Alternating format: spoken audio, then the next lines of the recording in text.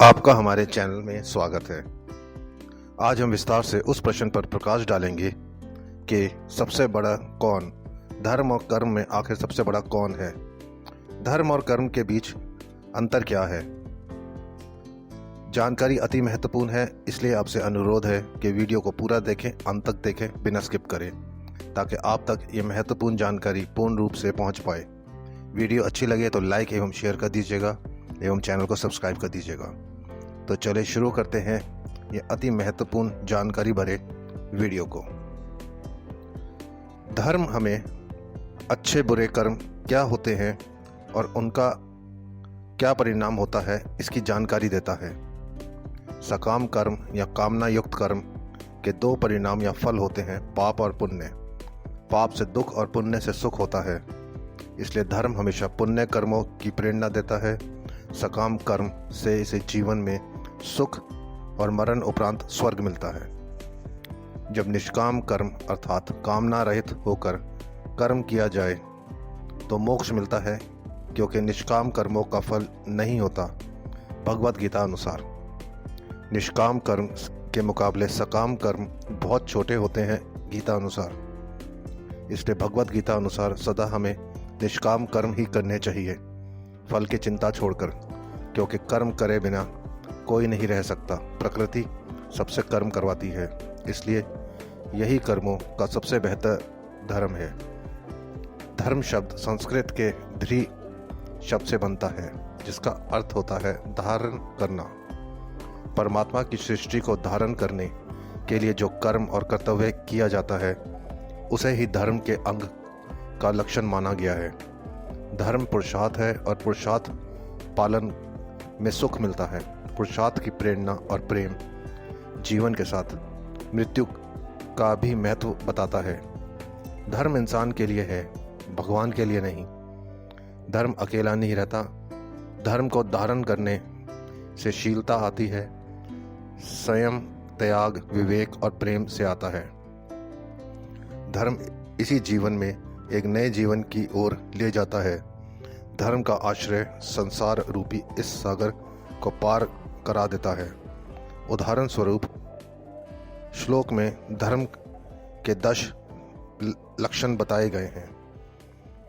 दुख में धीरज रखना, अपराधी को क्षमा करना, बुद्धि को बुरे काम में नहीं बल्कि अच्छे कार्यों में खर्च करना, मन और तन दोनों की सफाई रखना, सम्यक ज्ञान का अर्जन, सच का पालन, ये सभी उत्तम कार्यों में आते हैं। बाकी चोरी नहीं करना, अपनी इंद्रियों को लोलुपता से बचाए रखना, क्रोध से दूर रहना तथा मन के बारे में बुरे कर्मों से दूर रखना, यह सभी उत्तम कर्म हैं। इसलिए मनुष्य का कहीं भी किसी प्राणी के हिंसा नहीं करनी चाहिए। अपने प्राण से बढ़कर प्यारा कोई दूसरा वस्तु नहीं होती, इसलिए मनुष्य अपने प्राण के लिए जिस प्रकार प्यार और दया रखता है, दूसरे जीवों पर भी दया और प्यार रखना चाहिए। धर्म एकता का वह बल है जो समाज या देश में सहज, कलह और स्वार्थ उत्पन्न नहीं होने देता। समाज में जहाँ धर्म रहता है वहाँ संघर्ष और बिखराव नहीं रहता है। जहाँ एकता नहीं रहती वहाँ दुख और तृष्णा रहती है, जो धर्म और अधर्म का भेद बताता है। उचित क्या है और अनुचित क्या है, यह तो समय, काल और परिस्थिति पर निर्भर करता है। हमें जीने के लिए आर्थिक क्रिया करना है। यहाँ हर चीज़ नश्वर है, हमारा शरीर भी नश्वर है, यहाँ कुछ भी टिकाऊ नहीं है। यहाँ तक कि धन और वैभव भी, जिसे हम तिनका तिनका कर जमा करते हैं, सब यहीं रह जाता है, साथ कुछ नहीं जाता। आदमी खाली हाथ आया है, खाली हाथ चला जाता है। रह जाता है केवल उसका धर्म और कर्म, जो कभी नहीं मिटता। अतः धर्म संग्रह सबसे बड़ा धन है। हमें जितना अधिक हो इसे जमा करना चाहिए। हम कितना भी अपना हाथ पैर मार लें, इस ब्रह्मांड के रचयिता को जानना कभी संभव नहीं हुआ है। जब से पृथ्वी बनी, पृथ्वी के आरंभ काल से ही लोग आदमी कहाँ से आता है और मरकर कहाँ जाता है के रहस्य का पता लगाने में जुट गए लेकिन नहीं लगा सके। आज भी यह प्रश्न जस का तस है। हमारे शास्त्र रामायण में भृशुंडी ने भी पक्षी राजगरुड़ से यही कहा है। कोई पक्षी आकाश की कितनी ही ऊंचाई की सैर क्यों ना कर ले, आकाश को छोड़ के नहीं छू सकता। छूने की बात तो दूर, प्रतिपल परिवर्तनशील इस जगत की कोई सूंघ भी नहीं सका। कारण यह जगत घ्राणेंद्रियों से परे है, हमारे वश में कुछ नहीं है, न जन्म न सांस लेना। हम दुख को भ्रमवश शक्तिशाली समझते हैं। हमारे सोच शीशम है और ऊपर अनंत असीम। मनुष्य की तरह हर जीव अनंत काल तक जीना चाहता है, लेकिन ऊपर वाले की मर्जी के सामने सब बेबस हैं। हमारा समाज और हमारी दुनिया कैसी शांति संपन्न व सुखपूर्वक जी सके, इसी आकांक्षा के विचार से धर्म की उत्पत्ति हुई है।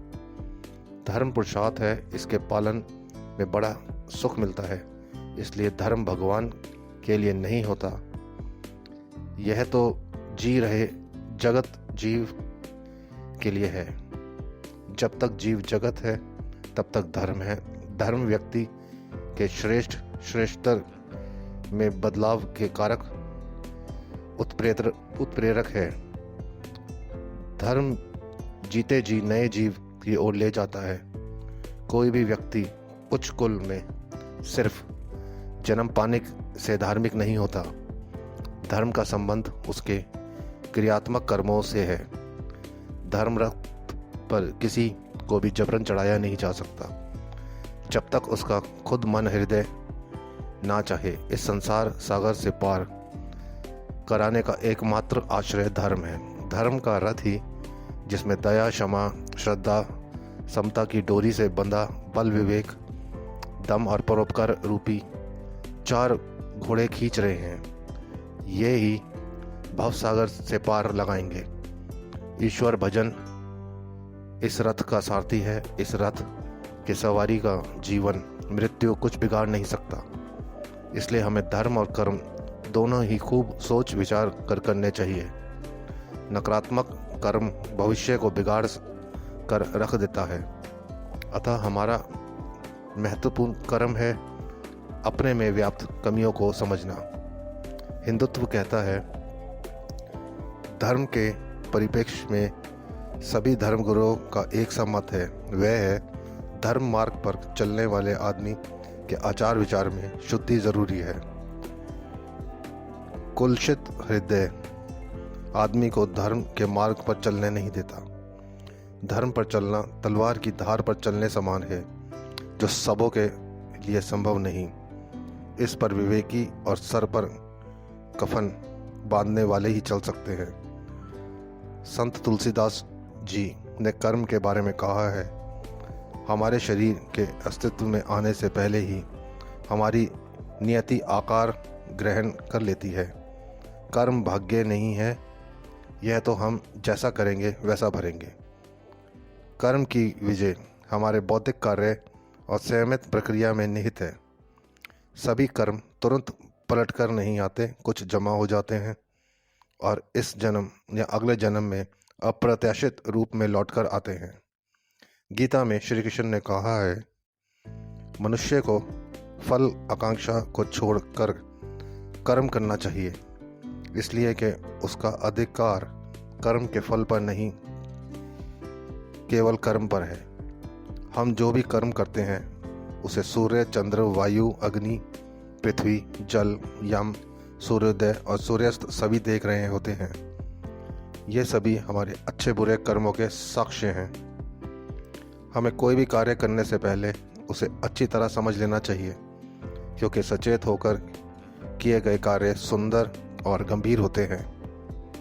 84 लाख योनियों में मनुष्य जन्म सिर्फ एक बार मिलता है, तथा हम मनुष्य योनि में ही किसी कर्म को करने के पहले सोच सकते हैं, जिस कार्य को करने जा रहे हैं या कर रहे हैं यह सही है या गलत।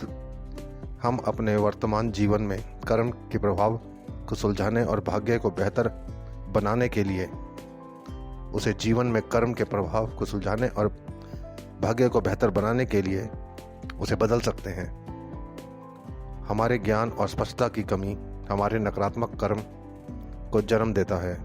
हम अनजाने उस कर्म को कर बैठते हैं जो हमारे खुद के लिए ही नहीं बल्कि हमारे समाज के लिए भी अहितकार होता है।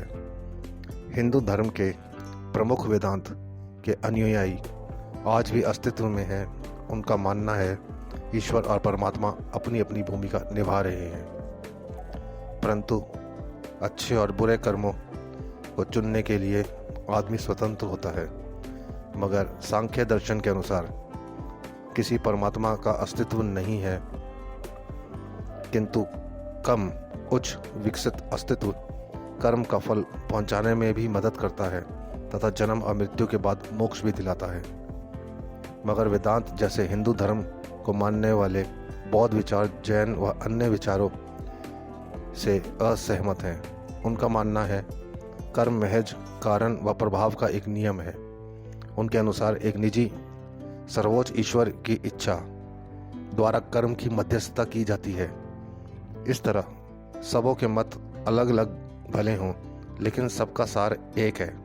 वह है धर्म आदमी को बुरे राह पर चलने से बचाता है, अच्छा कर्म मोक्ष की ओर ले जाता है।